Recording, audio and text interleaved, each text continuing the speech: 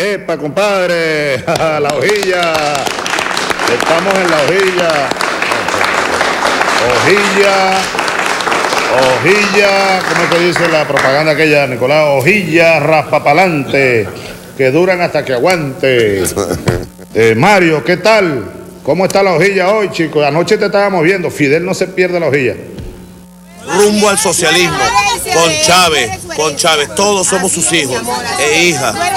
El pueblo es el hijo. Presidente, mensaje para la hojilla, para la continuidad de... La hojilla. Bueno, la hojilla es el programa más visto de la televisión venezolana, sin lugar a dudas. No lo digo yo, lo dicen los números. El programa con más credibilidad que hay. Y Mario Silva es un gladiador, amado por el comandante Chávez. Mario Silva, amado por Chávez. Valiente, gladiador, inteligente gladiador, él y todo su equipo. Así que honor a Mario Silva y a su programa La Hojilla, que en vida del comandante Chávez en este planeta, digamos, en vida terrenal, bueno, lo defendió con todo, pues, con todo, con los codos, con las uñas, con la verdad, con todo, siempre lo defendió. Gracias, Mario Silva, gracias, hermano. Gracias, prepárense.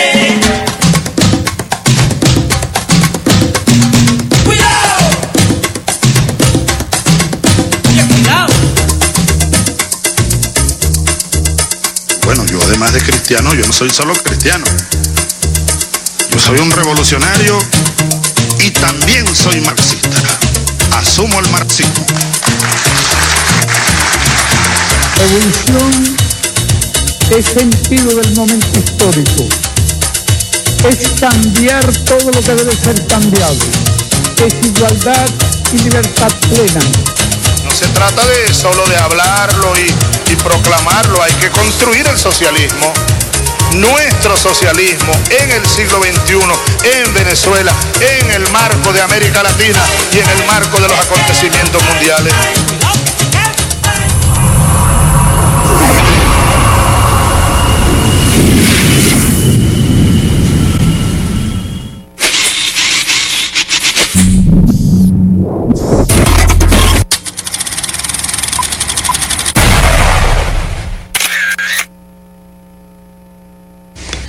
Ustedes tienen la posibilidad de caer en 4 pecados,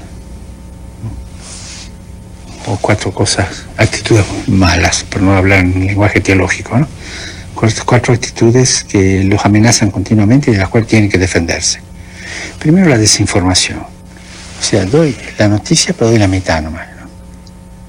La otra mitad no la doy. Entonces, eso va contra el derecho que tiene uno que recibe noticias de estar informado. Le informas la mitad, le informas mal.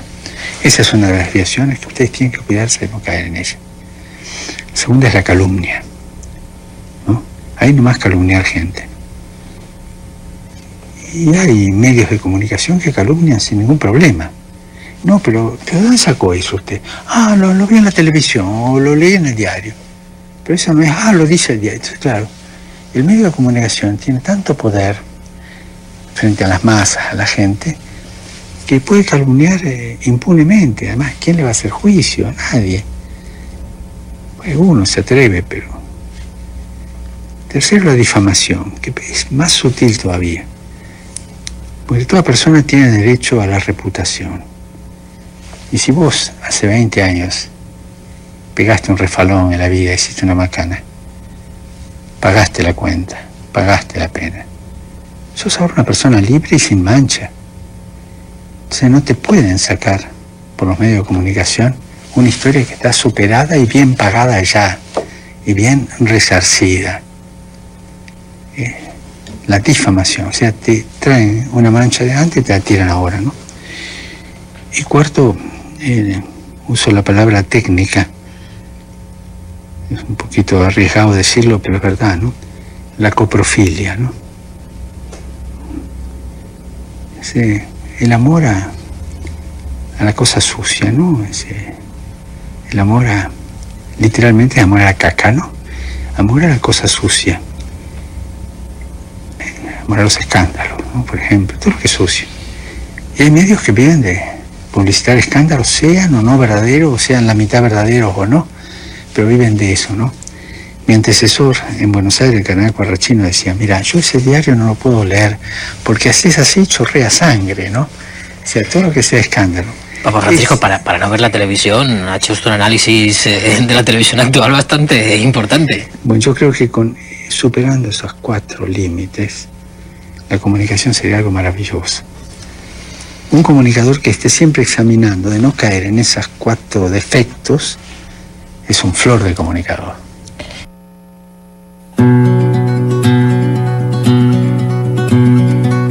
Soy ciudadano del amor, llevo dogal de belleza, entre la hombrera y la cabeza, entre rodilla y cinturón, haciendo crítica social, me perfumé de valiente.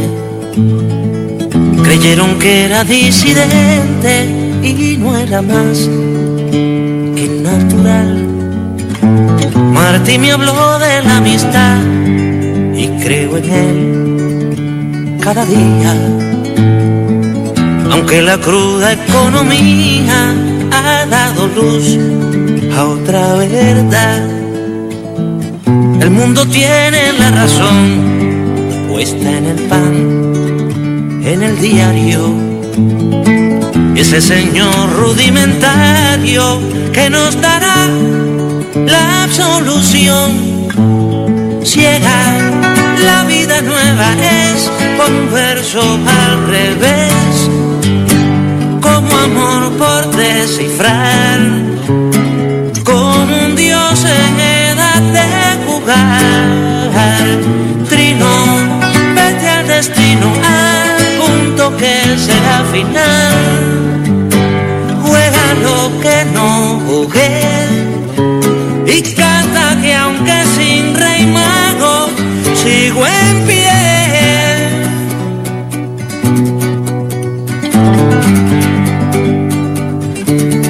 Para cruzarlo o para no cruzarlo, ahí está el puente.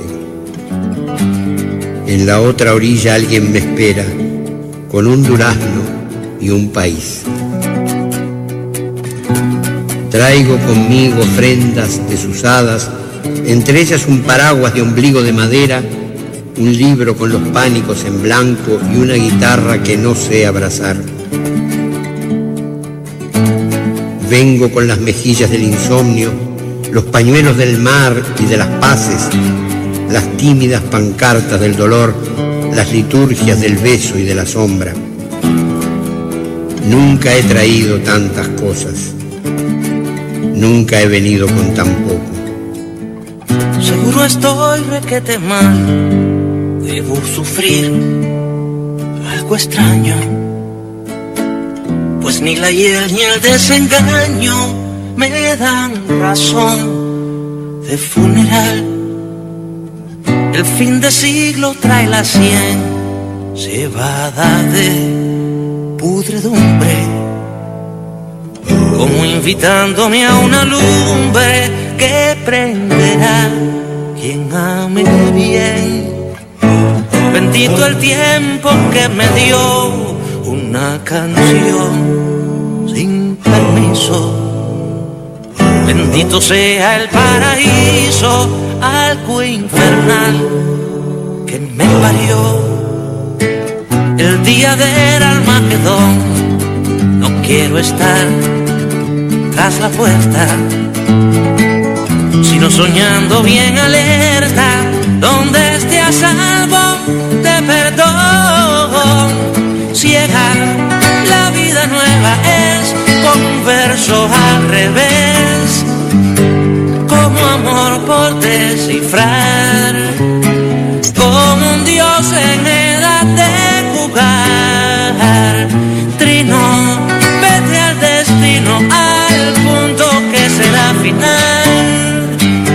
Juega lo que no jugué y canta que aunque sin rey mago sigo en pie.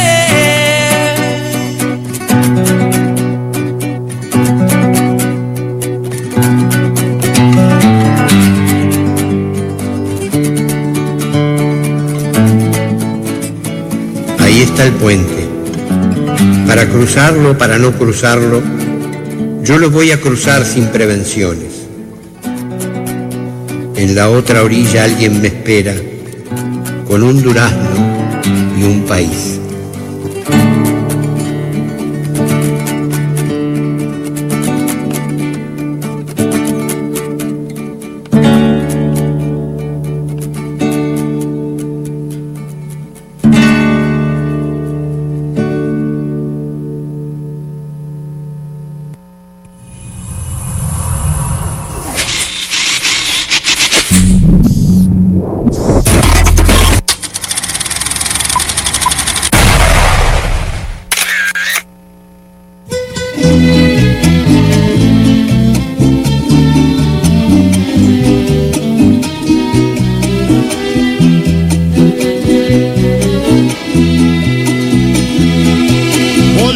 Bolivariano no es un pensamiento muerto, ni mucho menos un santo para prenderle una vela. Un niño de Venezuela tuvo un encuentro con él. Buenas noches, ¿cómo están todos? Bienvenidos a Los Villas. Hoy tenemos a Sotorroja y a Saúl Ortega.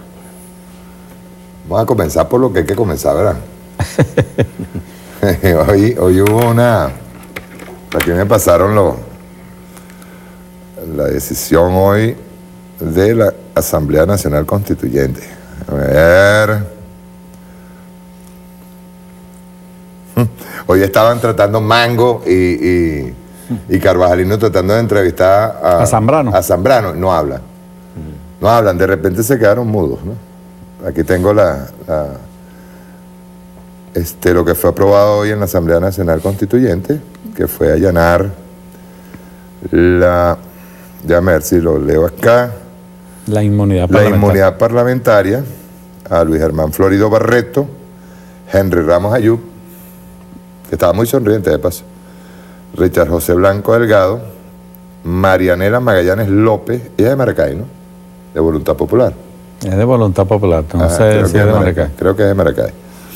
José Simón Calzadilla Peraza y Américo Giuseppe de Gracia Beltri. Y también a Edgardo Zambrano, ¿verdad? Edgar Zambrano. Señor Edgar Zambrano, aquí tengo los otros. Bien. Tus comentarios, Saúl. Vamos a empezar por allí. Bueno, yo creo que es una decisión política importante de la Asamblea, al pedido que hace el TCJ, de un acto que se puede tipificar como un crimen contra el Estado. Hay gente que dice, ay, sí, una travesura de políticos. Eso no existe. Y si hubiese tenido relativo éxito, se contarían por cientos los muertos en la calle de gente inocente, por una aventura para satisfacer las ambiciones de unos políticos que ni siquiera son ambiciones de poder. Su ambición es ser lo más entreguista posible, Mario. Porque realmente, yo creo que el maestro Sotorroja siempre ha dicho que el grave problema de fondo de ellos es que no tienen un proyecto de factura nacional. Yo coincido con Fernando en eso. A ellos las ambiciones son de las grandes transnacionales petroleras, de los amos del mundo. Y que bueno, con 4 lochas le generan tragedia, dolor, luto al pueblo de Venezuela. Y estuvieron a punto de nuevo de enlutar, ¿no? De hecho, hay luto, hay heridos, hay sufrimiento, hay angustia. La paz fue quebrantada por un tiempo corto, pero fue quebrantada. El pueblo venezolano tiene derecho a vivir en esas situaciones. Cuando aquí, si algo funciona, es la democracia, Mario. El excesivo democratismo que tenemos aquí. Nosotros tenemos una diarrea de democracia. O sea, en ningún país del mundo hay tantas elecciones como hay aquí. Y ninguna parte del mundo se perdona tanto. Ya iba para allá.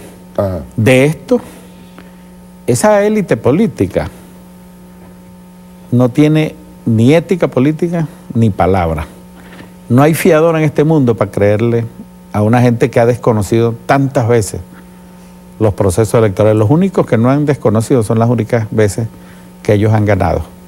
De resto, todas las han desconocido, incluyendo las victorias y los revolcones que Hugo Chávez le propinó. Igualmente que la derecha en el mundo, simplemente que se quitaron la careta y el poco manto de formalidades que antes medio respetaban, ahora se fueron por la calle del medio, pues. Imagínate, Europa quiere darnos una clase de democracia de que un tipo que no lo elige nadie es el presidente, o sea, ¿no? Que ellos reconocen a alguien que no le ha electo nadie, ¿no? Entonces, y el otro tema es que la Asamblea Nacional Constituyente le está dando respuesta a lo que la calle está exigiendo, de que la impunidad es quizás el combustible para que se sigan cometiendo los delitos contra el Estado y contra la paz de nuestro pueblo. Bolívar creo que una vez calificó este tema cuando decía: después de cada traición, un nuevo perdón, y detrás de ese perdón, una nueva traición. Lo vivió en carne propia, Mario. Las traiciones sucesivas que tanto daño le hicieron a la independencia. Y hay que ver qué daño le hacen a la revolución las traiciones. Un traidor puede más que 1000 enemigos. Lo dice una canción, creo que de Silvio, ¿no? Es terrible, ¿no? Y creo que por eso la decisión es histórica. Esa élite política cree que tiene el derecho a burlarse de los venezolanos y están ahorita envalentonados porque ellos dicen: no, pero es que tenemos a Trump, tenemos a Duque. Mire, que se vaya metiendo por el bolsillo a Duque y a Trump.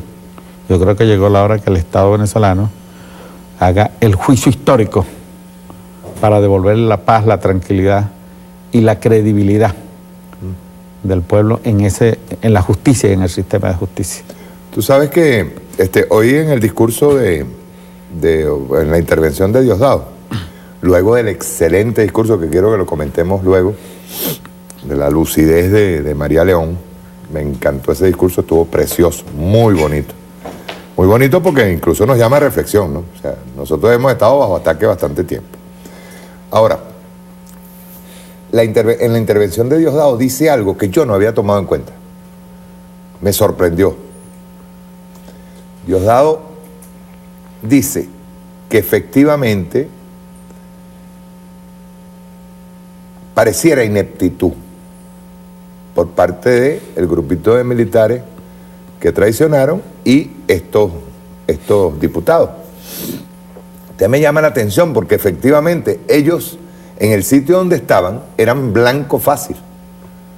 Entonces yo, antes de que ocurriera lo que ocurrió del golpe, después que ocurrió el golpe, yo siempre quedé con la sensación de que el golpe no era nada más esa partecita en el distribuidor Altamira. Es muy probable que quienes estaban manejando el escenario buscaban que la baja fuese el Muñeco. Exacto. O Edgar Zambrano. O uno de los que estaba allí. Que sí.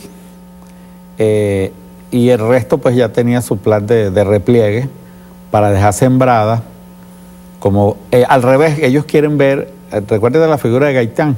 Ajá. Ahí comenzó un proceso que todavía dura. Sí. Ellos lo veían la figura de ellos, ¿no?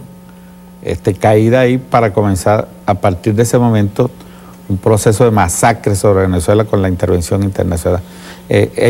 Yo creo que esa segunda fase no se cumplió, Saúl. ¿Tú recuerdas el 11 de abril? Claro. Que ellos apostaron en el Hotel Ausonia, apostaron unos francotiradores que después nosotros capturamos y los suelta Casa Militar los captura y el gobierno espurio de Carmona los sueltó. Ajá. Pero se demostró que hubo disparos hacia los dos frentes para crear el conflicto, crear la guerra civil, ¿verdad? O crear las condiciones pues, para una guerra civil. Estaban cayendo de lado y lado las bajas y eran los francotiradores. Yo no sé hasta qué punto estos tipos son tan idiotas que no se han dado cuenta que al ser blanco fácil, cualquiera de ellos podía haber caído. Si apostaban en uno de los edificios alrededor, apostaban un francotirador y mataban a uno de ellos o mataban a varios para crear las condiciones, te repito. Es más, de hecho, fue el régimen de Maduro. Sí, recientemente en un programa de Ron Paul, un senador republicano dijo que ahorita, en este momento, Guaidó era más útil muerto para la oposición, para la CIA, que vivo. Entonces, con la reflexión que hizo hoy Diosdado, eso me llamó poderosamente la atención, porque ese escenario yo no lo había calibrado. O sea, la posibilidad de que un movimiento pequeño, fíjate que ahí se dan dos cosas, se da no solamente el hecho de que expone a las cabezas visibles del golpe de Estado, sino que expones también a un tipo al que le han venido haciendo propaganda, que tiene el 90% de aceptación popular, como Leopoldo López, y resulta que nadie salió. O sea, Leopoldo López, que como dice Diosdado, ahora se queda preso en la Embajada de España hasta que se entregue, pues tiene que entregarse. Y le vienen otros juicios, ¿me entiendes? Pero el tema es... Y mete al pobre gobierno de España en un berenjenal. Porque ese gobierno de España no sabe qué hacer con ese paquete ahí, no reconoce el gobierno de Maduro, y para salir del muñeco, cualquiera sea lo que se les ocurra, tienen que dirigirle por escrito al excelentísimo presidente Nicolás Maduro, presidente constitucional de la República de Venezuela, solicita al gobierno de su majestad que por favor nos concedan unas inmunidades, que nos den unas garantías, cualquier cosa que se le ocurra con ese muñeco, van a tener que mandárselo por escrito a Nicolás Maduro. Entonces, tremendo gol le metieron al muñeco de... Y de un gobierno que, dicho sea de paso, aceptó al autoproclamado, o sea, sí, cómo no. Lo reconoció. Sí, porque es una democracia europea, pero terrible. Sí. A mí me tiene sorprendido la inteligencia de estos políticos europeos. Hay dos temas. Uno, ese tipo de democracia que ven una persona que no es electa. Allá en Europa no lo aceptan ni en la junta de vecinos, ni siquiera en el condominio, alguien que no es electo. Para que vengan estos a decirnos, ustedes tienen que hablarse a este presidente porque nosotros decimos que es él. Imagínate esa democracia tan avanzada. Sí. Y lo otro es que me asombro cuando ellos dicen que ellos no entienden esa figura de la constituyente. El proceso constituyente nació con la Revolución Francesa, Mario. Fue en Francia, chico, en Europa. Y vienen a decirnos que ellos no saben lo que es una constituyente. A veces cuando los escucho yo digo, bueno, ¿lo hacen a propósito o es para que uno crea la cosa, no? Soto, tu opinión. Mira, yo creo que es que globalmente hay una declinación del imperialismo y de descomposición política. O sea, el capitalismo y su expresión máxima, el imperialismo, está en una decadencia histórica. Y su mayor esplendor fue a mediados del siglo XIX. Tú buscas las figuras históricas, porque han habido tres corrientes históricas que han sustentado el capitalismo: la socialdemocracia, el socialcristianismo y el fascismo. Las figuras históricas del fascismo, Hitler y Mussolini, no ha habido otro después de los últimos 100 años que llegue a esos niveles. Tú no puedes comparar a López con Hitler y esas cosas de esas. En la idea de los dirigentes de la socialdemocracia, bueno, ¿qué es? Bueno, dicen que deseos no empreñan, ¿no? Leopoldo López para llegar a ser Hitler. No. Yo lo conocí a él. Con el respeto de Hitler. Sí, yo lo conocí en el 2011. Ajá. Y me quería conocer y, bueno, como yo recuerdo que yo hablé con todo el mundo, pues. Y con el testigo Eduardo Piñate, tuvimos 3 horas y media. Bueno, aquí hay una cuestión vacía. Y usted debe tener de 30 a 40 mil personas en el movimiento suyo. Ahora, para usted consolidar ese movimiento, eso lo hace la Constitución.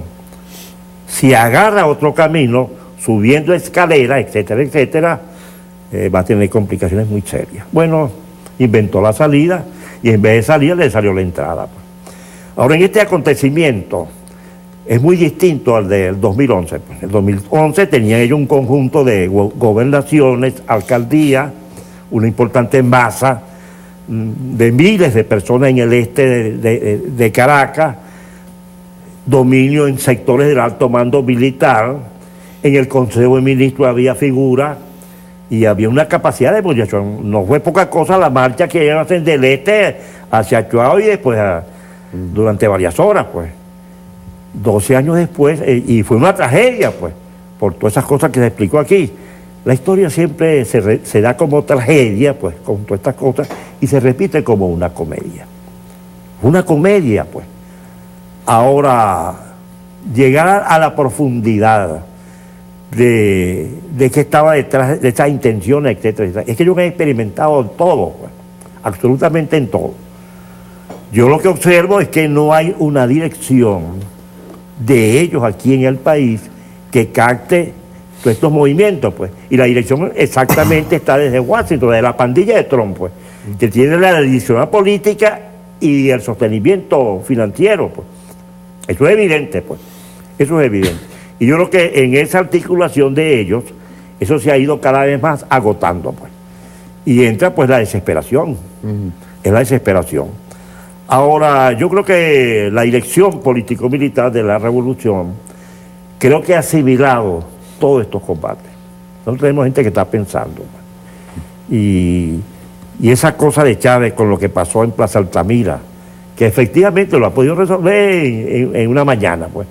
Esperó 6 meses que se agotaran y se cayeran. Es como la política del mango, chico. El mango lo hace florido así. Si tú lo dejas ahí, él se cae, pues, y se pudre. Algunas se reproducen. Es lo que está pasando con esta oposición. Yo creo que a nivel de esa dirección, yo creo que el diálogo ya quedó cerrado definitivamente, pues. Y esto, nosotros tenemos que impulsar la democracia, porque este es el tema central. El problema de la democracia, que es que el patriotismo históricamente nunca fue democrático. La categoría capital, que es una categoría histórica, social y contradictoria, y ahí no puede haber ni libertad ni democracia en esas cosas. Ahora han sabido maniobrar con todas estas organizaciones y han logrado niveles de organización muy importantes, pero eso está agotado absolutamente.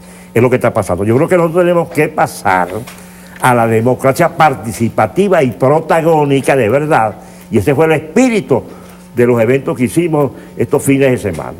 La gente quiere mayor participación, una democracia participativa, protagónica y decisiva, en que los colectivos tengan fuerza y se tomen en cuenta sus opiniones, sus conclusiones, etcétera, etcétera. Porque nosotros históricamente, incluso como pueblo, no hemos podido construir direcciones colectivas. Bueno, Huacaipuro, aquí es la fuerza que acumularon esos indios aquí en este valle, 16.000 soldados, y los raspan 1.500. En el proceso de la guerra de independencia, o la figura histórica, Bolívar, y ahí no pudo haber continuidad. En la guerra federal, Zamora, y se desploma la cosa. La lucha que desarrollamos en el siglo XX pasado, las corrientes comunistas y socialistas, no se pudo construir una dirección colectiva estable. Con la revolución bolivariana aparece el liderazgo único del comandante Chávez, que bueno, traza en 2 largas coyunturas toda esta transición y llegamos a donde llegamos, y llegamos a una revolución ya con las definiciones fundamentales, antiimperialista, anticapitalista, o sea, todo el arco teórico y político que en el pasado dieron las revoluciones socialistas, ya nosotros dimos todo ese proceso, pero no llegamos a una dirección colectiva total. La dirección era única del comandante Chávez y todos pues lo atendíamos. Él consultaba sin duda, pues, pero al final la decisión es fundamental. Un poco ahora con el presidente Maduro, hoy en día en estos acontecimientos queda reforzada la dirección política del presidente Maduro, sin duda. Y por supuesto todos los instrumentos organizativos que ha parido la revolución bolivariana. El Partido Socialista Unido va avanzando hacia un proceso de politización como nunca en la historia. Hacer en menos de 15 días todo lo que se hizo no es cualquier cosa. Y haber levantado todas esas mesas de discusión con todas las limitaciones y dificultades, eso nunca se hizo en 500 años en este país. Yo tengo larga lucha en la militancia política y milité en 2 movimientos de masa importantes, pues. Acción Democrática en su oportunidad tenía fuerza significativa en el siglo XX pasado. Y ahora esta cosa que llaman el chavismo, pues. Claro, el chavismo ya tiene un perfil ideológico mucho más definido. Esencialmente es un movimiento de masa antiimperialista, pues, con un horizonte socialista. Yo me he dedicado en las últimas plenarias que he venido haciendo, y yo arranco por una cosa tan elemental, pues. El preámbulo de la Constitución, que lo sintetizó maravillosamente el poeta Gustavo Pereira, pues. Yo he puesto a compañeros, ¿ustedes han leído esto? Aquí en Fogada hizo una asamblea, 4 se lo habían leído y lo estudiado. Y una plenaria de 60 dirigentes en Cúpira no lo conocían a profundidad estas cosas. Esto indica que en la campaña política ideológica que tenemos que avanzar como pueblo, como clase y como nación, y con una unidad total, dialéctica, pues, para enfrentar todos estos procesos. Eso está planteado. Ahora, con esta dirección está agotada. Si el problema hubiera sido un problema de orden nacional, en una mañana que ha resuelto ese problema aquí. Pero no, esto es un problema, estamos enfrentados al imperio más poderoso que ha producido la humanidad. Yo estuve incluso revisando libros clásicos en la lucha contra el imperio romano, que duró 500 años, y en donde el movimiento cristiano jugó, por lo menos desde el punto de vista de masa, en el primer y segundo siglo, bueno, los enfrentó seriamente, como un movimiento de expresión de masa. Y hay ese libro que les comenté, de Carlos Cauque, Los fundamentos del cristianismo, que es un análisis marxista de ese proceso, tomando todos los elementos, pues. Y otro José Saramago, Premio Nobel de Literatura, un hombre que casi ha escrito muchos libros sobre el problema cristiano, pues.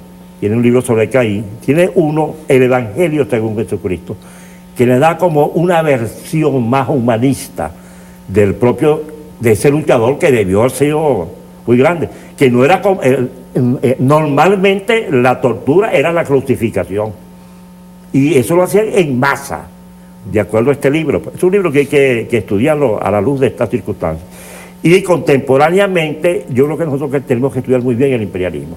Yo siempre señalo dos libros que son fundamentales. Uno de un norteamericano, Howard Zinn. Yo conocí a algunos alumnos que son de la escuela de Howard Zinn. Él murió hace como 3 o 4 años. La otra, Historia de los Estados Unidos. Ese es un análisis un poco narrativo desde los aborígenes hasta Clinton. Y otro de un venezolano muy conocido por nosotros, Vladimir Acosta, que dedicó más de 15 o 20 años a la investigación a partir de fuentes norteamericanas. El monstruo y sus extrañas. Y ahí uno ve cómo esa dirección política, durante toda la época de la existencia de los Estados Unidos, es verdaderamente autoritaria, racista, terrorista, etc. Ahí no se salva nadie, ni siquiera el poeta Walt Whitman. Sí, antes por lo menos a Garrayo le hacían la máscara a las cosas, ¿no? Pero que ahorita está totalmente descubierto. Ahora esas contradicciones están abiertas. Ahora la contradicción es directamente presidente Trump, Nicolás Maduro, pues. Eso en Bolívar, estaba esa contradicción. ¿Tú te acuerdas, perdón, Soto, tú te acuerdas que al principio de la revolución, estamos hablando de 2004, 2005, 2006, generalmente todos los representantes, embajadores o representantes norteamericanos, cada vez que los acusaban de haber participado en un golpe, agarraban y se hacían los locos, decían, no, nosotros no estamos metidos en eso. No, pero es que ahora la confrontación es directa. Ellos lo asumen ahora. Sí. Porque es que se les ha agotado el movimiento de masa. Tú sabes que Soto cita algo que es muy importante. Pero fíjate, yo quisiera rematar esto. Por los días han pasado ellos, los últimos 25, en el Medio Oriente y aquí en América ya no han podido consolidar un gobierno, un Estado con cierta mínima estabilidad social y creatividad política. Y el ejemplo más dramático es Honduras. Bueno, dieron un golpe seco ahí, y van a un proceso electoral y la pierden, pues. Tienen que hacer fraude. Y los resultados durante mes y medio, pues. En Brasil no han podido consolidar, ni en Argentina. Y lo que está pasando aquí ahora en Panamá. Bueno, el presidente de ellos quedó de último en la votación, pues. O sea, más temprano que tarde. No, y el caso del Medio Oriente. Bueno, y López Obrador. ¿Sí? Y en el Medio Oriente no se diga, pues. Si tú das elecciones libres y democráticas en Irak, los yanquis no tienen nada que buscar, en absoluto. En Afganistán tampoco. En Afganistán tampoco. En Libia, en ninguna de esas naciones. No tienen el control político y, digamos, ahí la vida no vale nada, pues son facciones armadas, no hay un Estado en el caso de Libia, pero definitivamente tienden a las facciones a recomponerse. Y pareciera ser que es en torno al hijo de Gaddafi que se están volviendo a reagrupar. O sea, eso es terrible para el imperialismo, que le venga como quien dice o sea, que lo que vendieron no cuajó. No cuajó. Sí. Mira, vamos a pasarle. Ya, ¿qué era lo que ibas a decir ahorita? No era algo sobre el problema que Soto plantea la revisión desde la dirección política estadounidense, porque es que el imperialismo está con los padres fundadores. Yo estoy de acuerdo con él. Pero lo otro que tenemos que revisar es la historia de los Estados Unidos desde el punto de vista de la resistencia, Soto. Son históricas y heroicas páginas que ha escrito el pueblo de los Estados Unidos en la lucha también contra la opresión de la cual hoy es sujeto. Pero es que históricamente tiene páginas bellísimas de resistencia y de lucha que nosotros tenemos que estudiar, porque la victoria nuestra también depende de activar la lucha del pueblo norteamericano en contra de sus opresores. Claro. Un poco en la sintonía de lo que vamos a pasar un videito rapidito y cómo va Estados Unidos y el golpe. ¿Lo tienen? ¿Listo? Ya, rueda.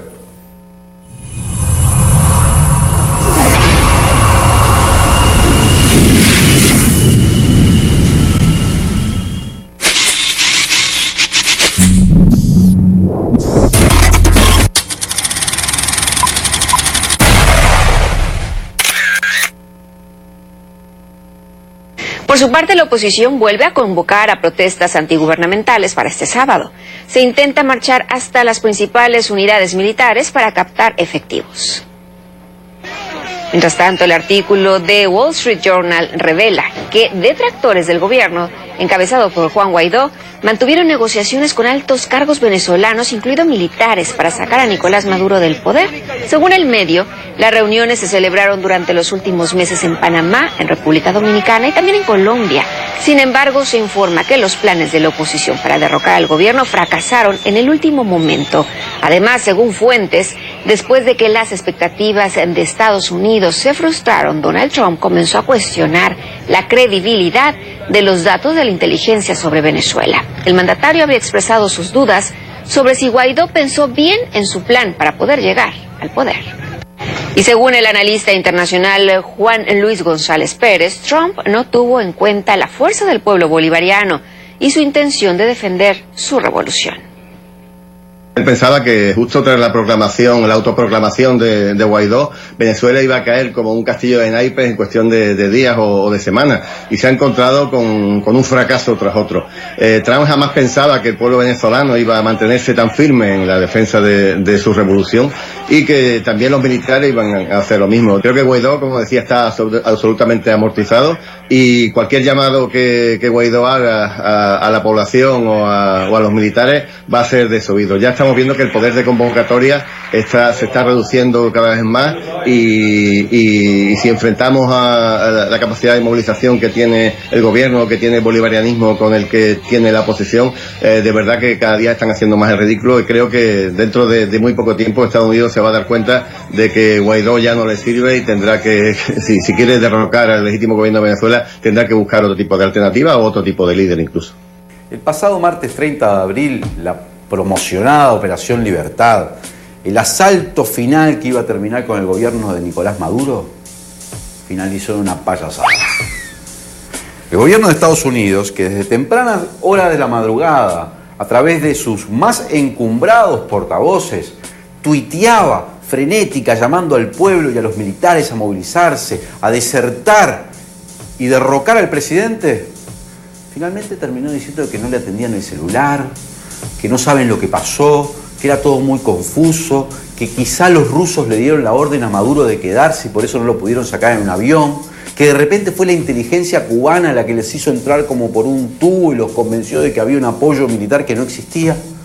Pero Leopoldo López, el liberado, ahora prófugo, se terminó alojando en la Embajada de España, que ahora le ha prohibido hacer declaraciones, y los pocos militares que participaron terminaron desertando del golpismo, diciendo que además habían llegado ahí engañados.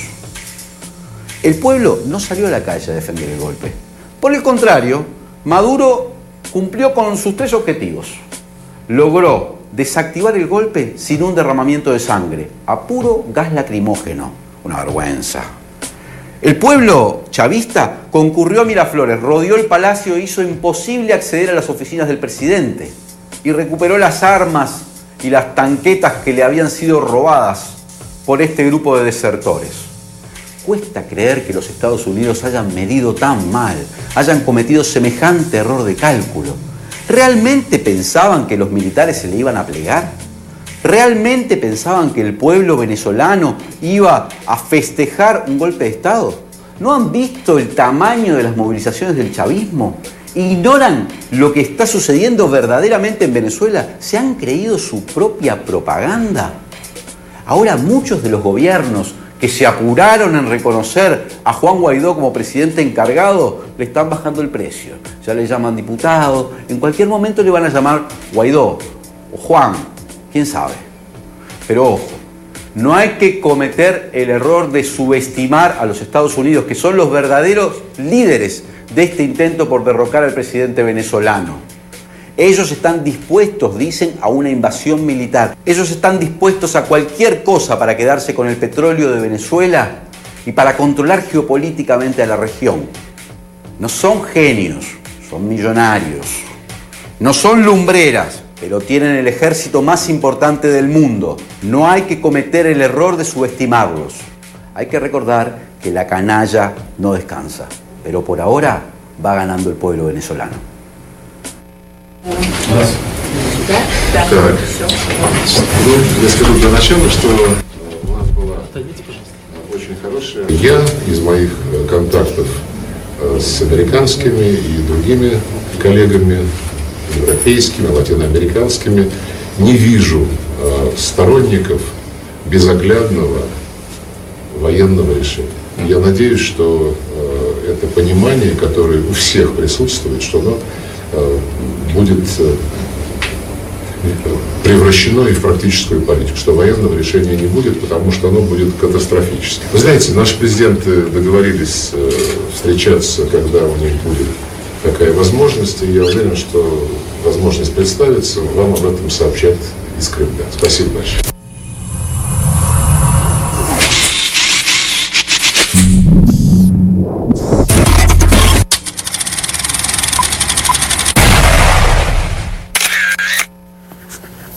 Fíjense, antes de darle la palabra aquí a Saúl y a Sotorroja, yo quiero explicarles algo. En Grayson, The Grayson se acaba de sacar un artículo y pruebas de un informe, una copia completa de un informe que fue eliminado, unas partes fueron eliminadas, ¿no? Dice el 24 de abril, 6 días antes de que el autoproclamado presidente interino venezolano Juan Guaidó intentara derrocar violentamente al gobierno electo democráticamente de Venezuela, junto con un puñado de desertores militares, el Departamento de Estado de los Estados Unidos publicó una hoja informativa que mostraba el papel central de Washington en el golpe de Estado en curso, intento. Después de darse cuenta de la naturaleza incriminatoria de su error, el Departamento de Estado actuó rápidamente para eliminar la página. El Grayson ha obtenido, y Grayson, que es una página donde está Max Blumenthal, y se ha obtenido una copia completa del informe eliminado. La página eliminada confirma cualquier reclamo de la independencia de Guaidó de Washington, ya que el Departamento de Estado enfatiza el hecho de que anunció su presidencia interina en enero en la parte superior de una sección dedicada a desglosar los resultados clave de los esfuerzos de los Estados Unidos con respecto a Venezuela. Kimberly Breyer, subsecretaria de Estado para Asuntos del Hemisferio Occidental de los Estados Unidos, recientemente se presentó en Twitter para afirmar que, abro comillas, desde que se convirtió en presidente interino, Juan Guaidó ha dado resultados tangibles a la gente de Venezuela. Impotente administración del golpe de Estado basada en datos compilados por la Asamblea Nacional, legalmente difunta, el único órgano de gobierno controlado en realidad por Guaidó. Pero la hoja informativa sobre Venezuela, publicada y luego eliminada días antes por el Departamento de Estado, contó una historia dramáticamente diferente. Dice, aquí lea aquí la hoja, dice la lista de resultados económicos, dice con el título de Acciones de los Estados Unidos sobre Venezuela, el documento se jactaba de que la política de los Estados Unidos había impedido efectivamente que el gobierno venezolano participara en el mercado internacional. ¿Ves esto? O sea, se descubren ampliamente, ¿no? Y había llevado a la congelación de sus activos en el extranjero. Se leía como una celebración sádica de la retribución de Washington contra la población venezolana en su conjunto, el tipo de castigo colectivo que es ilegal de acuerdo con el artículo 33 de los convenios de Ginebra. Dice, el Departamento de Estado se regocijó en la hoja informativa eliminada de que su política había asegurado que el gobierno de Maduro no puede confiar en el sistema financiero de los Estados Unidos para realizar negocios y señaló que los resultados clave de las acciones de los Estados Unidos están congelados. Continuó presumiendo que la producción de petróleo de Venezuela cayó en 736,000 barriles por día en marzo, reduciendo sustancialmente los ingresos del Estado. Y hay una serie de esta hoja, yo la vi esta tarde, Saúl, cuando regresé después de la sesión de la Asamblea, y yo quisiera que alguien de verdad tuviera pudiera hacer la traducción completa de esa hoja, porque Grayson la rescató y la puso en su página para ser estudiada, pues. Déjame ver si la tengo por acá para que veamos, porque incluso tiene el sello. Ahí está la confesión de parte. Sí. Anda hablando que yo voy buscando esta... Sí, no, yo lo que creo es que ahí se evidencia, está la confesión de parte, que definitivamente son ellos los que están detrás de los muñecos que tienen aquí, ¿no? Mira, aquí está, papá. Dame un momentico para que lo veas en pantalla. Mira, lo puedes ver aquí. USS, Departamento de Estado, Diplomacia en Acción, y tienes toda lo que fue publicado. Mira. Lo que fue publicado. Esto lo acaba de sacar Grayson. Yo me guardé una copia, dejé una copia guardada allá, por si acaso uno no sabe. Pero ellos aquí van describiendo el daño que le han hecho a Venezuela y se regodean de él, según Grayson. Claro, es la confesión, por eso, de que definitivamente lo que tanto negaron, que no había una guerra económica, ¿no? Tiene una guerra comercial, financiera, política, psicológica, diplomática, militar, o sea, una guerra en todos los órdenes, en pleno desarrollo. Ahora, también ellos reconocen de que el gobierno venezolano, en la conducción de Nicolás Maduro, ha venido sorteando este tipo de bloqueos, ¿no? Y se los ha burlado. Ellos lo reconocen. Lo que quiere decir que hay una capacidad de maniobra en el manejo exterior, y todavía no hemos puesto en práctica la gran capacidad que tiene el pueblo de Venezuela de producir respuestas internas que definitivamente bofetean también el bloqueo. En cuanto a la producción de alimentos, por ejemplo, definitivamente si nosotros rompemos con la cultura rentista, mira que tú desarrollas las fuerzas productivas en Venezuela y mira que nosotros somos capaces de darle comida a todo este continente, no solamente la satisfacción de las necesidades básicas del pueblo de Venezuela. Te lo pongo así como lo vería yo. Si tú vas a Argentina y todos los días te pones a ver qué comen ellos, por lo general lo que comen ahí es lo que ellos producen. Tú vas a Montevideo igual, vas a Nicaragua igual, casi todos los países no tienen esas mañas que tenemos nosotros, de sauditas y petroleras. Yo me incluyo, ojo, que yo, por ejemplo, el lunes quiero comer sushi, quiero comer árabe el martes, el miércoles voy a comer italiano, y así voy, ¿no? En vez de decir, mira, la riqueza de nuestra gastronomía da para que yo coma muy divino todos los días y variado. Exacto. Y puedo producir todo lo que está allí, pero no, o sea, la perversión que el rentismo petrolero nos inoculó hace que la gente se comporte como me comporto yo, pues, ¿entiendes? Que te describo la cosa así.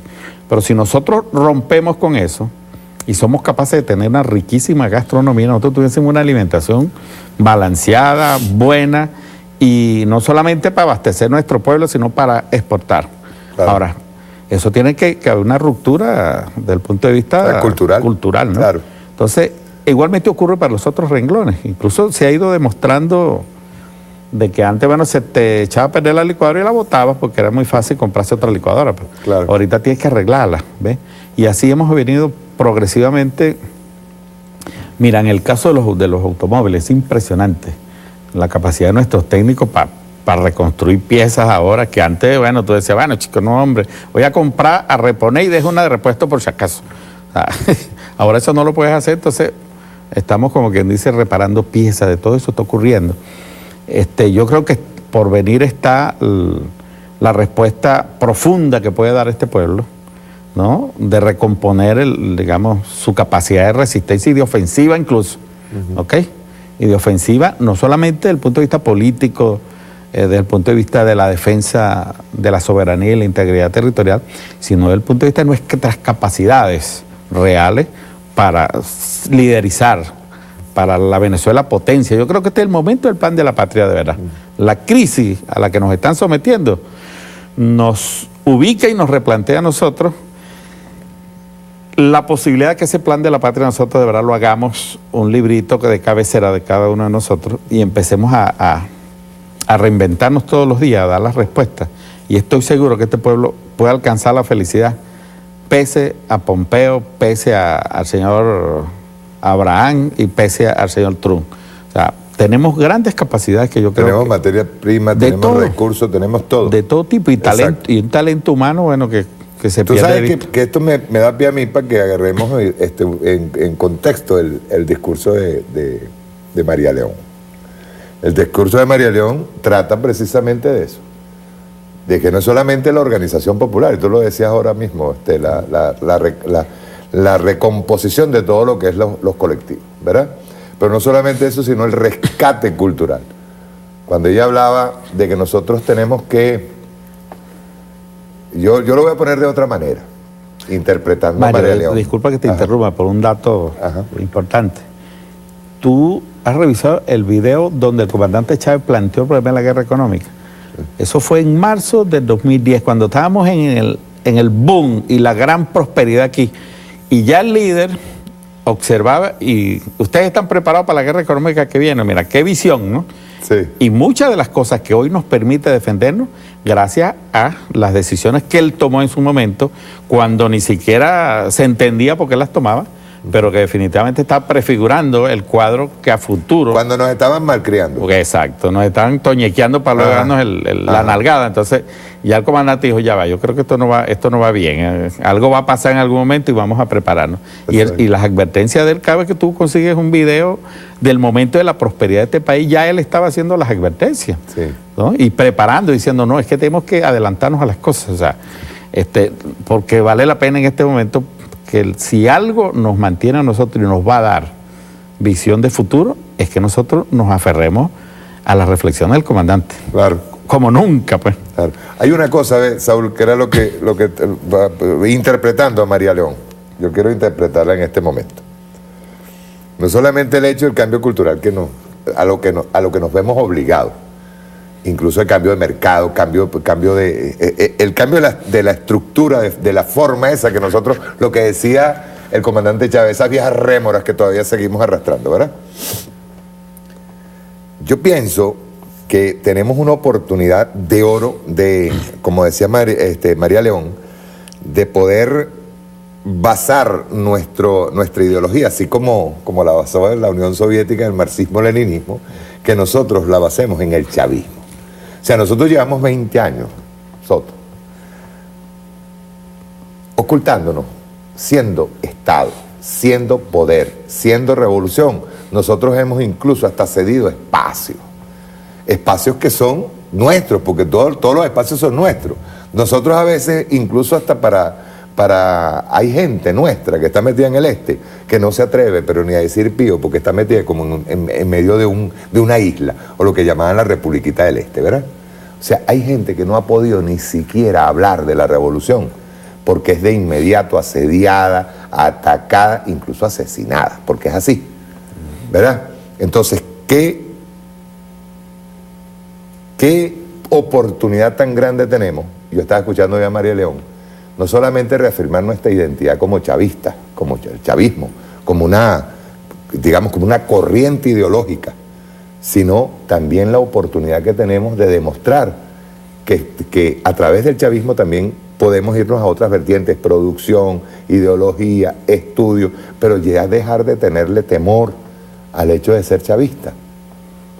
Sí, que llegó un momento, en un periodo en que, aunque ellos venían siendo derrotados electoralmente y tal, pero desde el punto de vista ideológico y de sus mensajes, acabralaban a la gente.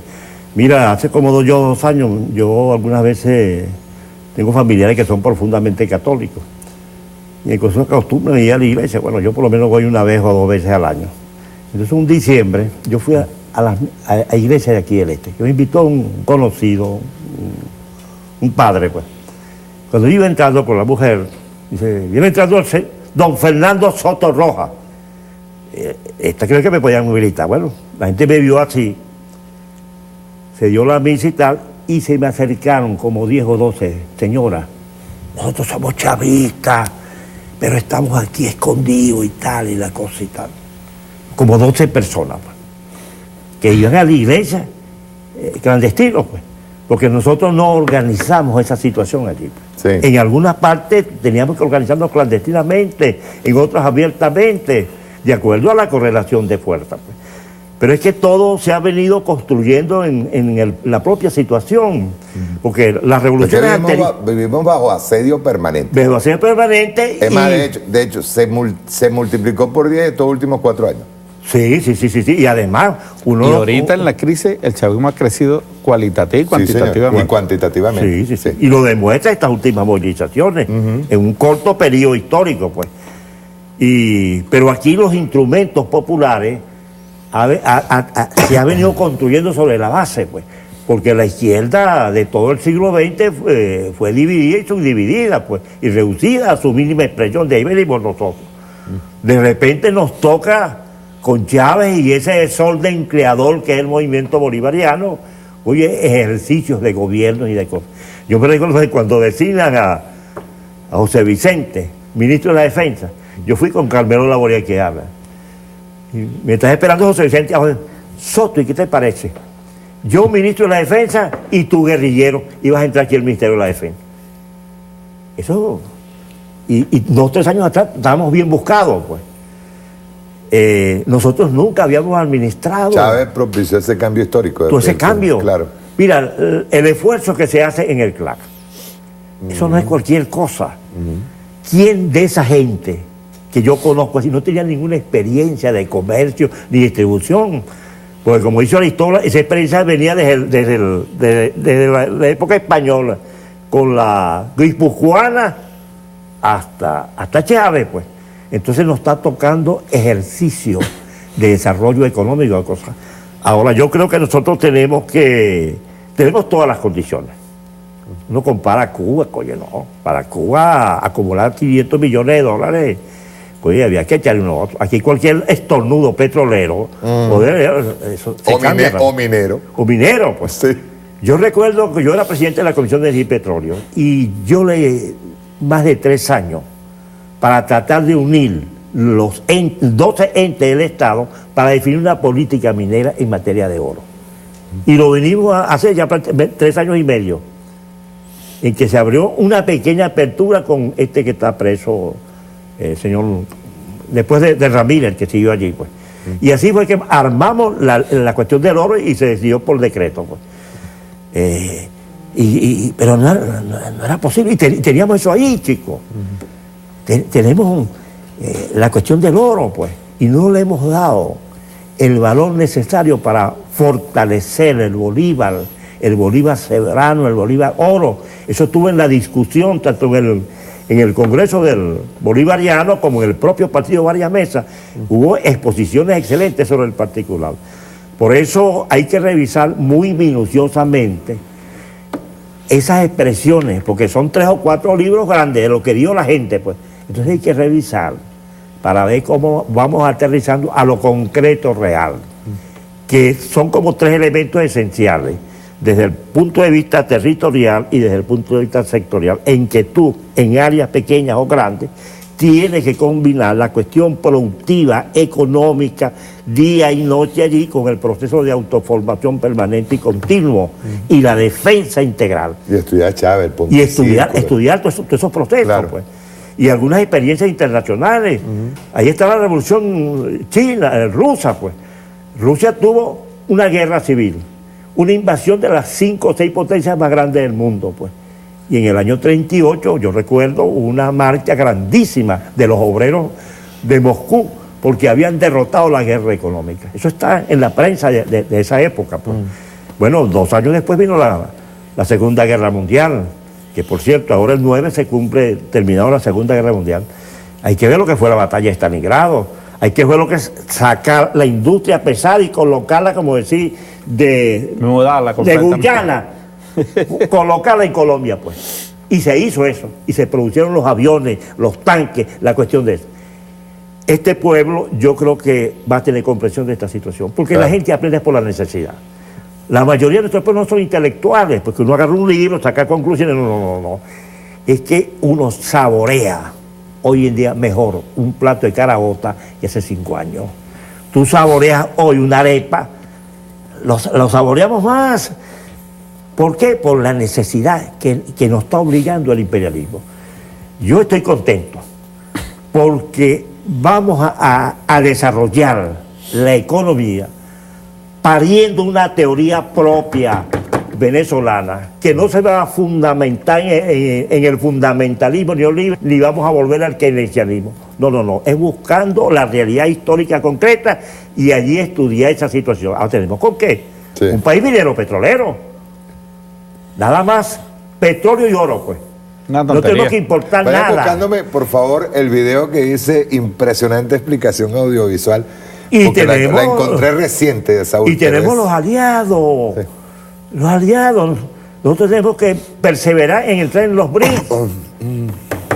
Tenemos que entrar allí. Sí, pero hay una cosa con los BRICS. Yo te lo dije hoy. Sí, tenemos que reordenar. Tenemos que acomodar el Estado de tal manera que nosotros, es el país potencia, es la construcción del país potencia.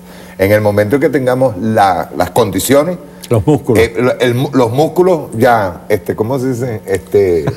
Los bíceps. Aceitados, los bíceps, los cuadríceps, las piernas y todo bien aceitadito, compadre. Nosotros tenemos toda la intención de entrar a un grupo como el de los BRICS. Vamos a ser claros.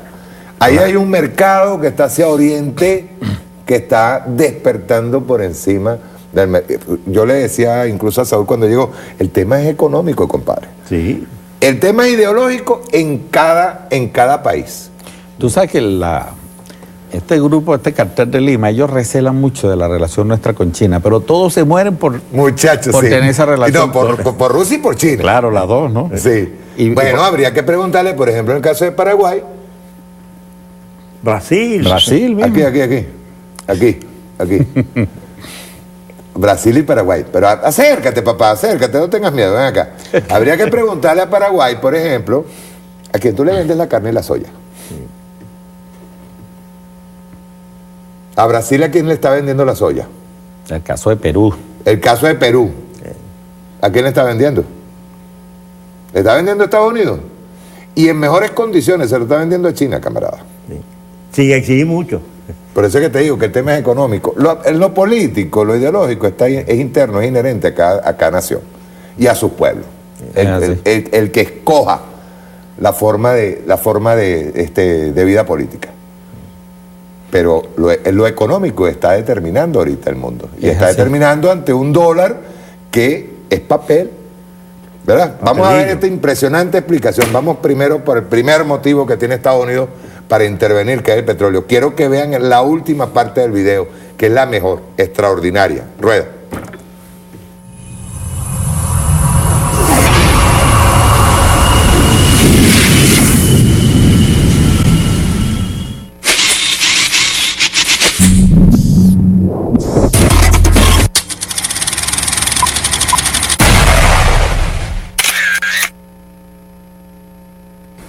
En el mundo quedan 1.650.000.000.000 de barriles de petróleo. Esas son las reservas probadas de acuerdo con la OPEP, la Organización de los Países Productores de Petróleo. De ese petróleo, 360.000 millones, es decir, el 20%, está en Venezuela. Venezuela es la primera reserva probada de petróleo en el mundo. La segunda es Arabia Saudita. Luego le sigue una lista de países en las que, si nos concentramos en los primeros 10, vamos a observar dos grandes grupos. El grupo de los aliados de Estados Unidos y el grupo de los enemigos de Estados Unidos. Entre los aliados se cuentan Arabia Saudita, Emiratos Árabes, Canadá. Entre los enemigos, Irán, Irak, Libia, Venezuela, Rusia. Si excluimos a Rusia, que es imposible de invadir, el resto de los países enemigos de Estados Unidos han sido todos bloqueados, invadidos, destruidos. ¿Cuál falta? Falta Venezuela. ¿Qué pasa con los países que son aliados de Estados Unidos? A Arabia Saudita o Emiratos Árabes se le permite tener monarquías absolutas, aplicar la ley islámica, lapidar mujeres, incluso descuartizar periodistas opositores en un consulado y no pasa nada. Pero a Venezuela se la cuestiona por su democracia, se la cuestiona por sus instituciones o por la situación humanitaria que vive su gente. No seamos cándidos. La guerra es por el petróleo. Venezuela tiene el 20% de las reservas mundiales de petróleo y es la primera reserva mundial en general y por supuesto es la única gran reserva que existe en Occidente. Estados Unidos necesita ese petróleo. Con la producción actual de 84 millones de barriles por día quedan petróleo para 50 años. Estados Unidos necesita obtener el petróleo venezolano para sostener su economía. Es por eso que quieren invadir. Es eso lo que quieren hacer, obtener los recursos petroleros venezolanos. No seamos ingenuos, no habilitemos una guerra que va a costar 1 millón de vidas por las intenciones económicas de un imperio.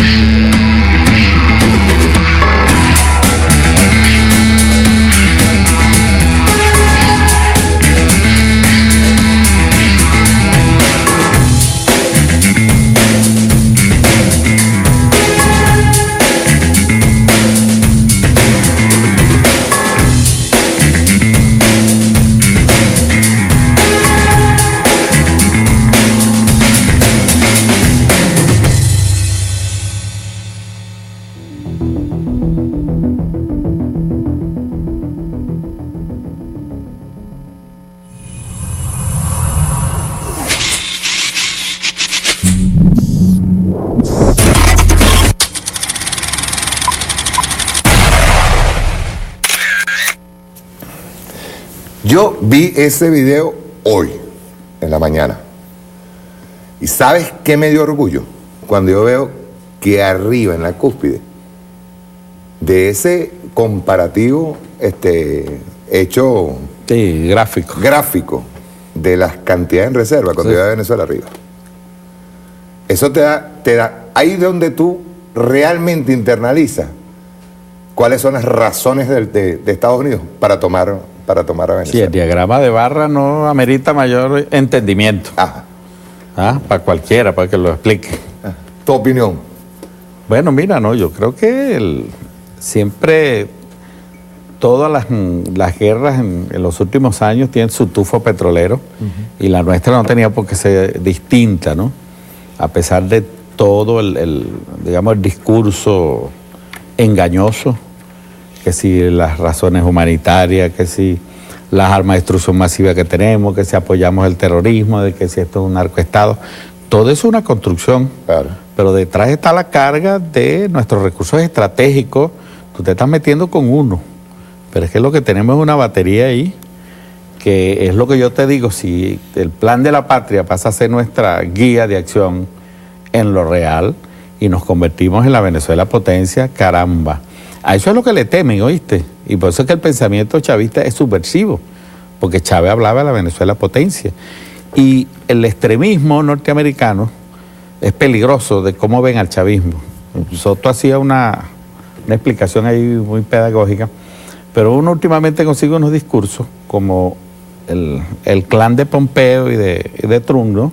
Que incluso ahora dicen que es que el chavismo, Maduro pudiese tener mucha fuerza.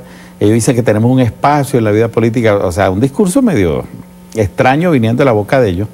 Y yo vi por ahí a Duque, ¿no? Al intelectual de Duque, el niño de Uribe, diciendo, ahora que tiene una nueva interpretación de la migración venezolana, le vi por ahí, le leí, de que tenga el mundo cuidado si la migración venezolana no es una estrategia de Maduro para llevar los círculos bolivarianos y sembrarlos en el resto de los países y para impulsar una revolución, tú sabes, también en esos países. O sea, hasta ese extremismo observa uno en la interpretación de ellos al chavismo. Está muy atemorizado por una cosa elemental, y yo creo que esa es otra de las cosas que nosotros, los venezolanos, y en este caso el chavismo, tienen que asumir, Mario.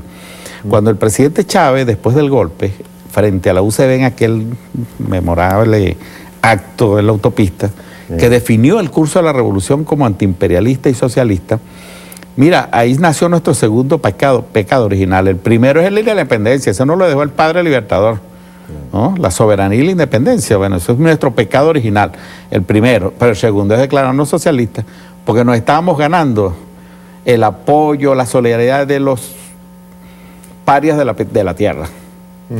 Pero también nos estábamos ganando la animadversión de los grandes poderes imperialistas, colonialistas, los amos del mundo, que son los que se han, digamos, articulado en esta callapa de la derecha en sus respectivos gobiernos, que tienen la orden de venir contra nosotros y por nosotros como sea.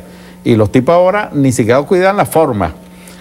Hasta uno ve ridículo la cosa, ¿no? Pero es que están, digamos, desubicados, y viene en una confrontación que a veces no guarda ni la forma. Mira, la Convención de Viena en el tiempo ha soportado tiempos de paz y de guerra. Por primera vez no la están respetando. Para nada. Tú has visto cómo asaltan nuestras embajadas, consulados, atacan a nuestros diplomáticos. Los diplomáticos de ellos se les olvida que son diplomáticos. Cuando tú ves la embajadora en Naciones Unidas con un megáfono llamando a tirar piedras, o sea, yo dije, me recordó otros tiempos pasados, pero en otros escenarios, ¿no? Okay. Bueno, no sabía que los diplomáticos se comportaban así. O cuando uno ve a Almagro así como fumado, ¿no? Desesperado porque hay que invadir Venezuela. O sea, hasta la forma las han perdido. Sí. Porque la derecha, ¿no? Y los amos del mundo, que sabemos cómo funciona y cómo se articula, le han dado una orden de articularse y venir, bueno, en callapa como un bloque contra nosotros.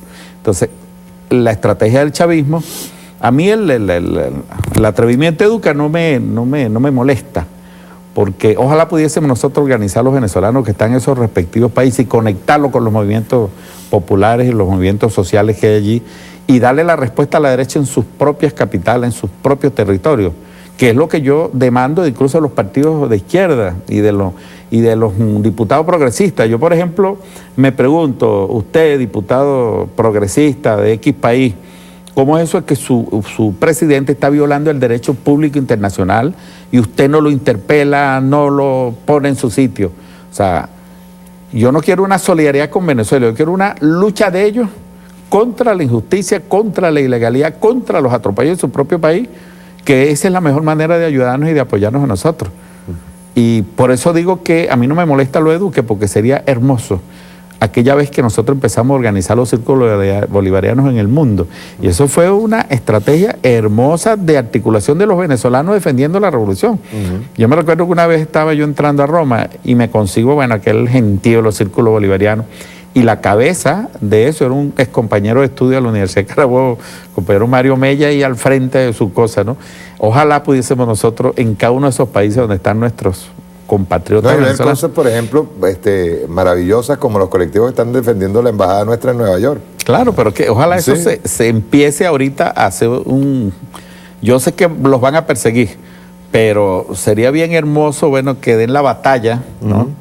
Dignamente en esos espacios donde por alguna razón u otra, digamos, les ha tocado pues hacer modo de vida.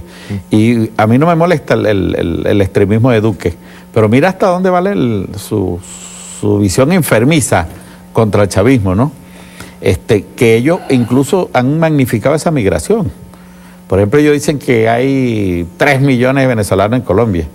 Una cosa que ellos saben que es mentira. Nosotros tenemos 6 millones aquí, los hemos aceptado, nos hemos compenetrado con ellos y nos han ayudado al desarrollo nacional. A lo mucho habrá unos, qué sé yo, 100.000 venezolanos allá y no hayan qué hacer con los venezolanos porque no los pueden atender. Cuando nosotros le atendemos más de 6 millones de colombianos aquí, lo hacemos con gusto. Ellos lo hacen de una manera xenofóbica, ¿no? Son las contradicciones de esta vecindad creada por esta crisis generada por ellos mismos. Porque ese es otro de los temas de la migración. Ellos relajaron todos los mecanismos para darle la facilidad para que la gente emigrara. Incluso generaron la fiebre del dólar, mentalizando a la gente que era muy fácil conseguir dólares en Perú, en Ecuador, en Colombia, cuando no pueden satisfacer las necesidades básicas de sus propios nacionales y se las van a satisfacer a unos migrantes venezolanos. Cualquier compatriota que vaya por alguna razón hace vida en esos escenarios, ¿no? Está, por cierto, desde la red de intelectuales, desde la red en defensa de la humanidad, capítulo Venezuela, se hace un llamado a la conciencia del mundo por Venezuela para que se convoque al tribunal Russell y la verdad sobre Venezuela se imponga ante los ojos del mundo. Sí, ese es un juicio político, un juicio ético, que creo que cumple un papel muy importante, distinto a la Corte Penal Internacional. Esto es un juicio más ético, moral y político, que bien hace falta frente a los criminales de guerra como Bolsonaro, como Macri, como Duque, como Trump. Y bueno, ese es un club, caramba, que no hay manera, ¿no? Solo un juicio de este tipo puede señalar ante el mundo las responsabilidades que viven sus propios pueblos y las amenazas que se ciernen sobre nuestra patria. Yo creo que hay que pensar en profundidad y con un gran sentido de grandeza.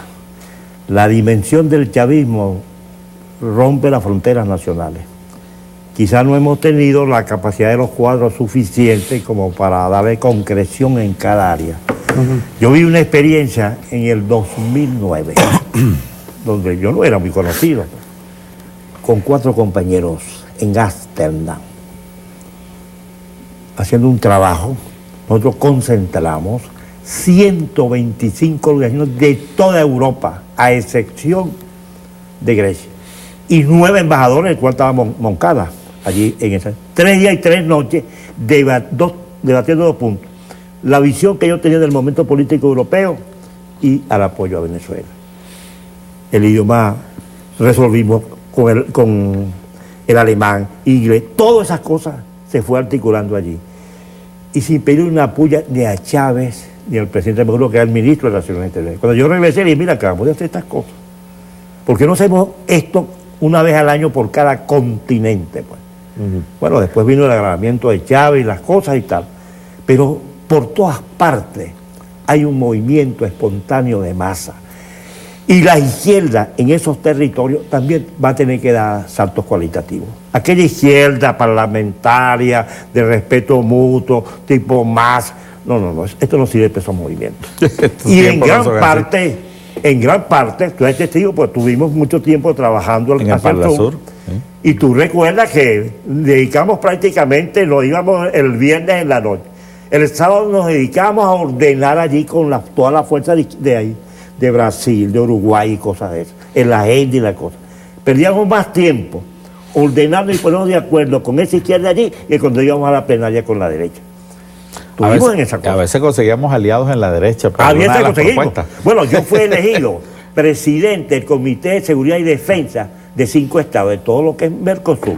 Y hubo consenso, incluyendo la gente del Paraguay que nos apoyó. Sí, del Partido Pero Colorado. ¿qué costaba, pues?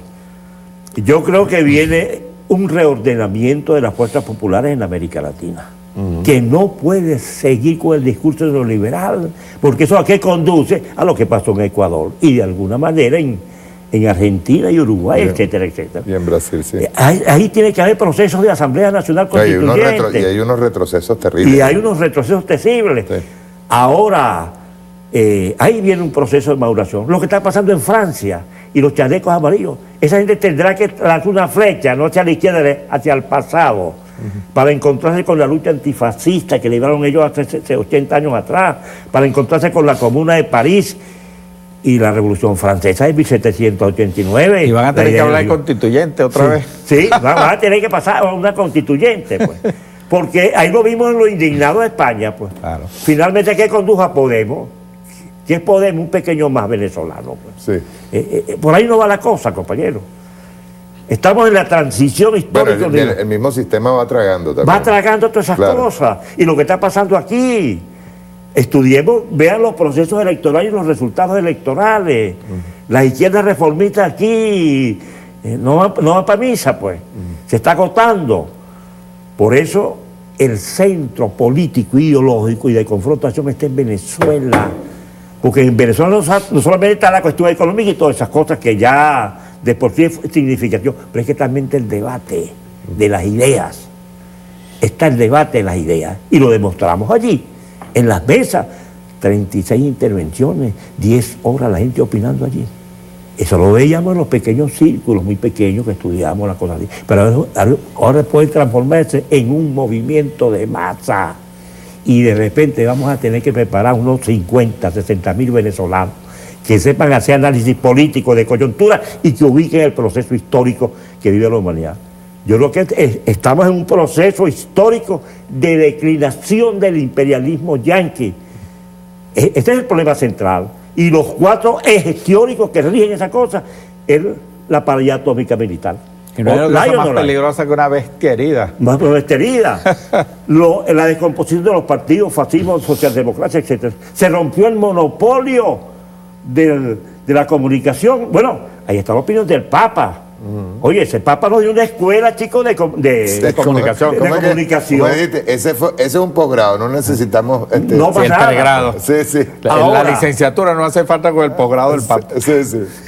Tenemos que resolver estos problemas de carencia económica. Más temprano que tarde, eso lo vamos a resolver. Sí. Es cuestión de integrarnos. Y hay experiencia, lo que pasa es que no salen por la televisión. Yo vengo conociendo una gente que está en el plan de siembra amarilla. Pero es un problema cultural, yo te lo digo. Es un problema, cultural. En Montevideo hay un plato que es muy caro, que es carne, ¿no? Con boniato.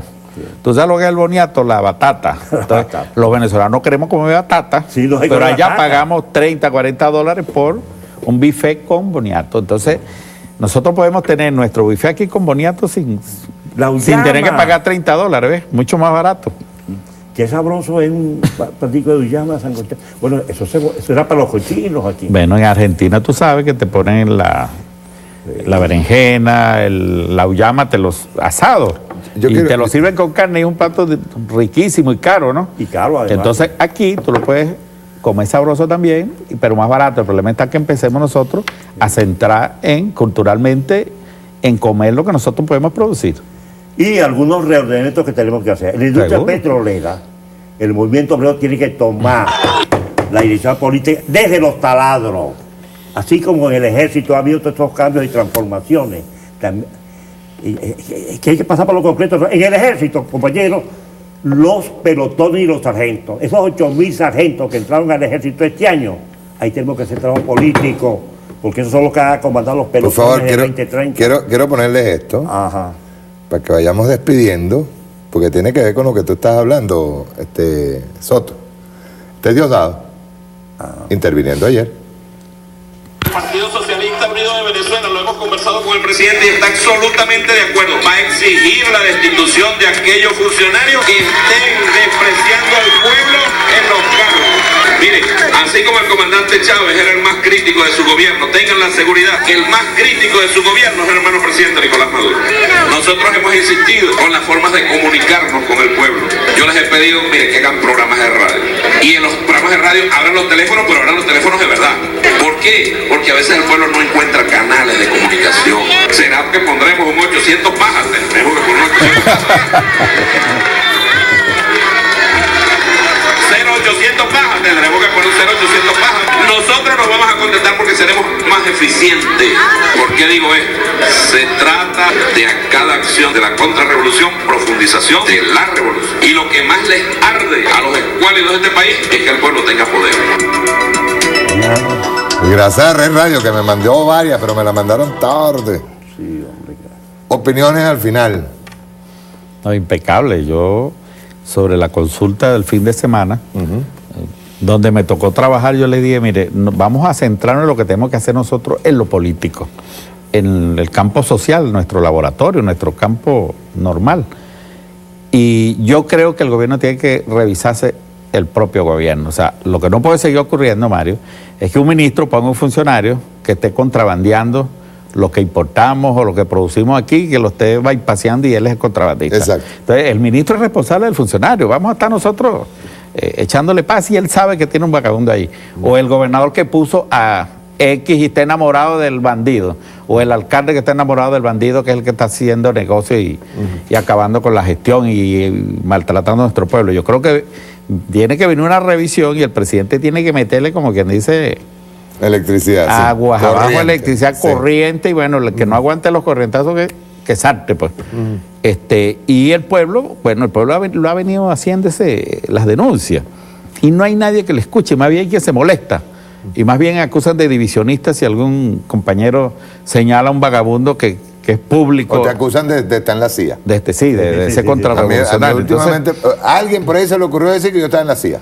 Entonces, está bien, coño, si yo estoy en la CIA estamos jodidos, ¿no? Yo lo que creo es que nosotros debemos ocuparnos del trabajo político, de profundizar los consejos comunales, las comunas, la gestión, de solicitar las competencias. Ojalá me esté escuchando el presidente Nicolás Maduro. Presidente, necesitamos cobrar los servicios, pero entreguémoslo eso a los consejos comunales. Usted le entrega eso a los consejos comunales, le aseguro que cobran el agua, la electricidad, le pagan a la GEL, el Occidente, el Llano, que no quieren cobrar.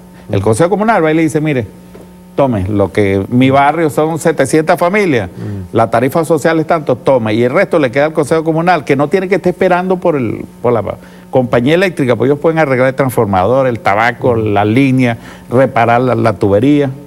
¿Ves? Se monta un estado productivo. Claro. E igualmente los alcaldes no le quieren entregar el servicio a los consejos comunales. Entréguele la basura para que usted vea. Que ellos la convierten en recicle. La convierten en platica. ¿Qué es lo que puede salir de ahí? Mira, reciclaje de aluminio, de hierro, de papel, cartón. Tú sabes todo lo que se puede hacer. Y los desechos orgánicos producen en compostero el abono, que es bien caro. Energía. Que es bien caro, por cierto. Sí. Entonces es plática para los consejos comunales. Entonces tenemos que sacudir la cosa y superar esas... Y ojo, lo que es bueno, perdón Saúl, lo que es bueno para el pavo es bueno para la pava.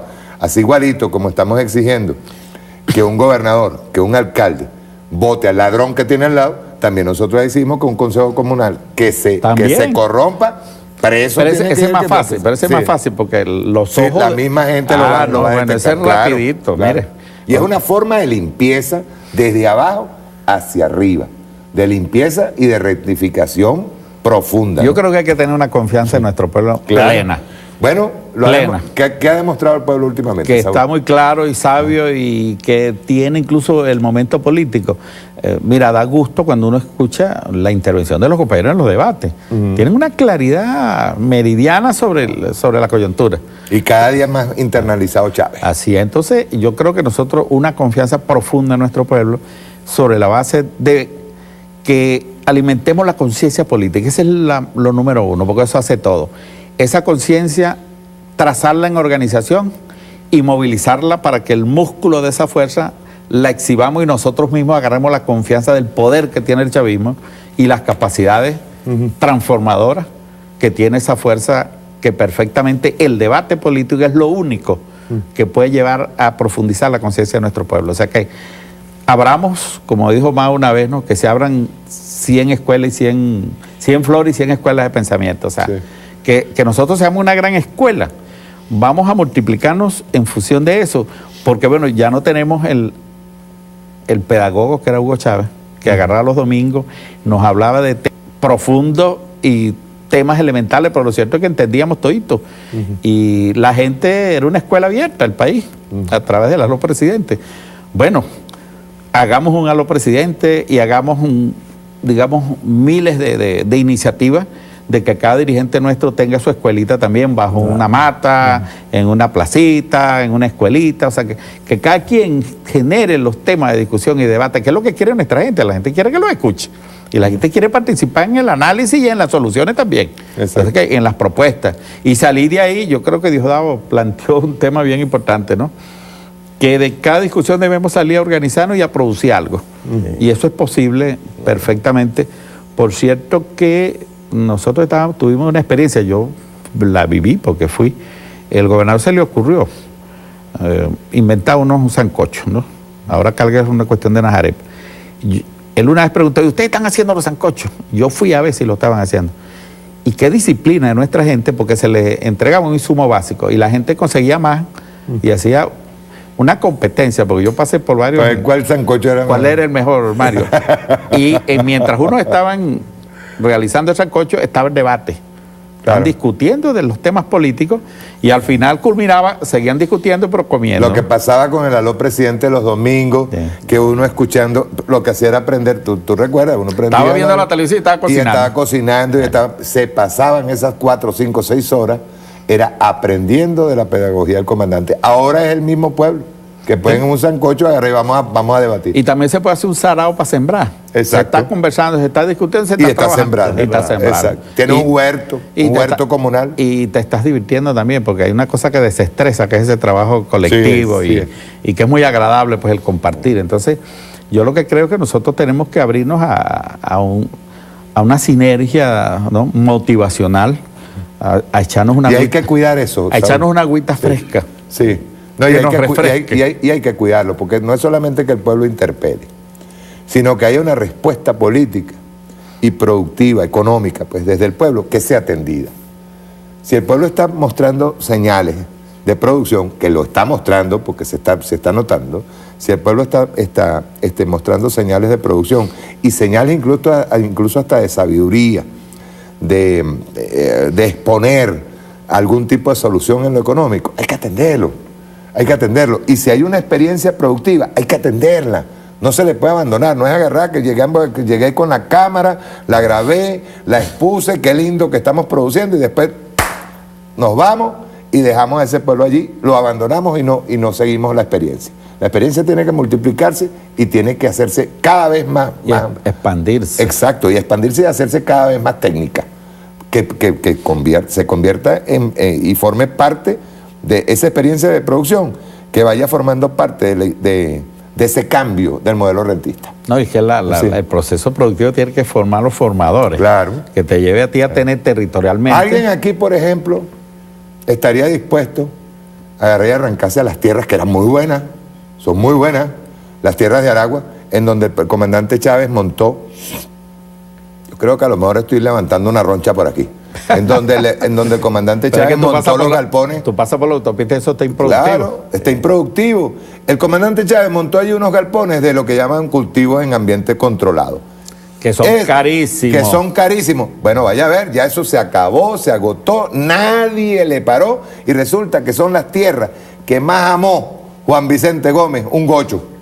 ¿Por qué? Porque eran tierras las mejores.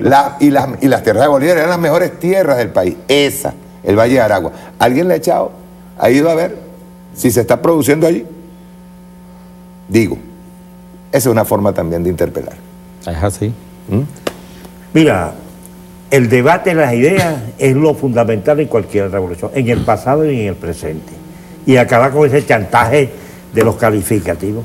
Claro. La Revolución Rusa, que fue la primera experiencia concreta, su gran esplendor era en ese debate teórico y político que desarrollaba el presidente del Comisariado del Pueblo, Lenin, con el ministro de Relaciones Exteriores, Trotsky, y estaban en plena guerra, en la paz de Brest-Litovsk, y donde se debatía libremente, pues. Claro. Entonces, el chavismo es chavismo porque habla, porque son rebeldes, porque es irreverente, y que no y que a la hora de la verdad se le alza a cualquiera, pues. Entonces, balance y rendición de cuentas, y en esencia, mano, yo creo que el viejo Estado que reordenó aquí Guzmán Blanco, que no lo pudo concentrar bien, con la disolución de Gran Colombia, se intentó con Páez, vino la guerra civil, pero finalmente quien reordena el Estado en el periodo de Guzmán Blanco. Eso siguió con el gomecismo, siguió con el perejimismo, el putismo, y también siguió con nosotros. Claro. Ese es el modelo de Estado que está en crisis y en descomposición. Bueno, aquí el Ministerio de Educación no viene de la época de Guzmán Blanco. ¿Y por qué las misiones y el analfabetismo no se resolvió por allí? Y teníamos a Aristóteles, que es un compañero, porque un solo palo no hace montaña, y entonces se crearon las misiones, y las misiones en un año liquidó el analfabetismo aquí. Así mismo va a pasar con la cuestión agrícola, y con el proceso industrial, y con las relaciones internacionales. Es que hay que democratizar todo eso, y que el pueblo en sus colectivos juegue el papel participativo, protagónico y decisivo. Esos son los tres elementos fundamentales en la cuestión. Al lado de eso, un proceso de información, autoformación constante y permanente. Defensa y seguridad, porque nos están matando camaradas también. Sí. Mataron a 3 en el sur. Entonces, eso no puede estar solo, eso tiene que estar organizado conscientemente y armado. Y técnicamente preparado para ser eficaz y eficiente, para resolver las necesidades de nuestro pueblo y además en la exportación. Porque, bueno, todos estos aliados, hay intereses. Hay los intereses particulares de la República Popular China, hay los intereses de la Federación Rusa, hay los intereses de la República Bolivariana de Venezuela. ¿Cómo combinar todas esas cosas? Con un pueblo culto, sabio y trabajando. Duro, durísimo. Nos toca, aquí no hay descanso. No hay descanso. Yo tengo ya unos cuantos años, pero cuando me meto en estas cosas, puedo estar hasta 5 días sin ir a mi casa. Esta noche a lo mejor llegue, yo no sé si llego esta noche, pero nos toca echarlo el todo, con unidad y mando único, porque otra cosa, el mando tiene que ser único. Claro. Si no, veamos lo que ha pasado en América Latina, ahí está el proceso colombiano, 50 años de guerra, ¿y cómo que no se han podido encontrar la FARC y el ELN, por favor? Entonces, este pueblo ya se encontró con Bolívar. Se encontró con Bolívar, que no lo habían, y se encontró con el líder estratégico, que es el comandante Chávez. Y ahora tiene un alumno llamado Nicolás Maduro, quien tiene legitimidad política, legitimidad constitucional y legitimidad histórica. Y de esta batalla creo que ha salido fortalecido. Para aquellos que estaban zigzagueando, que sigamos en unas elecciones, no. Por lo menos a Maduro lo tienen hasta el 2025. Y aquí se renova. Lo que lo subestimaron, que dijeron que iba a durar 6 meses, ya va por 8 años. Por 8 años, pues. Sí, exactamente. Pues. Y se renovan los poderes públicos a través del voto universal, directo y secreto. Segundo, los que no respeten a la Constitución de este pueblo no pueden ir a procesos electorales. No pueden. Por eso la decisión que acaba de tomar la Asamblea Nacional, olvídese, eso no van más nunca en este territorio de Bolívar a un proceso electoral. Señor Ramos Barlú, señor Zambrano y todo eso, se les acabó su cuarto de hora. Claro. Así, claro y pelado. Aparte que porque nosotros, este pueblo no va a tolerar eso. Lo dijo Diosdado, nosotros somos voceros, en este momento voceros. Voceros, del pueblo. Del sentimiento. Exacto, y del sentimiento popular, el sentimiento de justicia enorme que está imperando. De demanda por exacto, la, de demanda que por esa la es justicia, la impunidad. claro. Mira, por cierto, para complementar lo de Soto, la oposición llegó el momento de la crisis de ellos y sus definiciones. Ahorita es que tienen que valorar la valentía que ha tenido el presidente Nicolás Maduro de tenderle la mano al diálogo.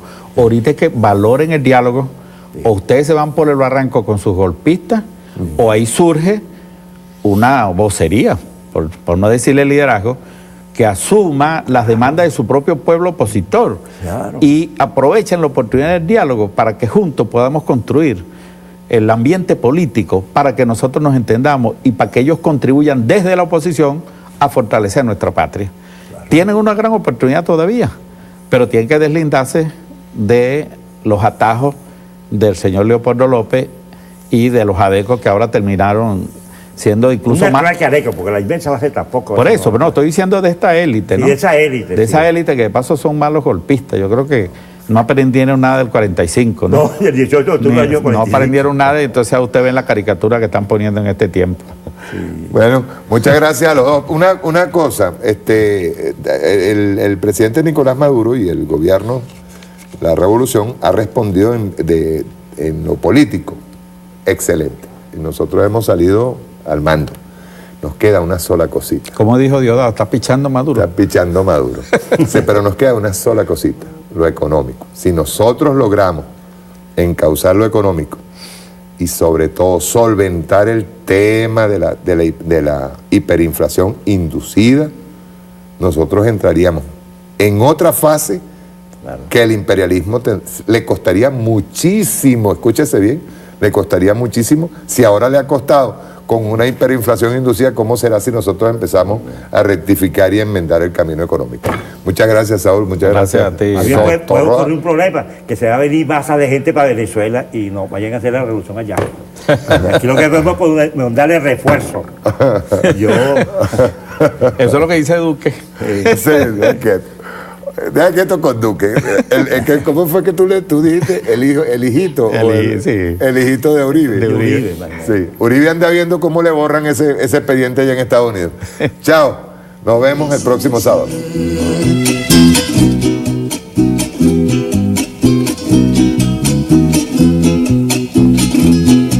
Y esto lo conversaron Bolívar y el carajito debajo de un arbolito que se salvó de la quema, debajo de un arbolito que se salvó de la quema.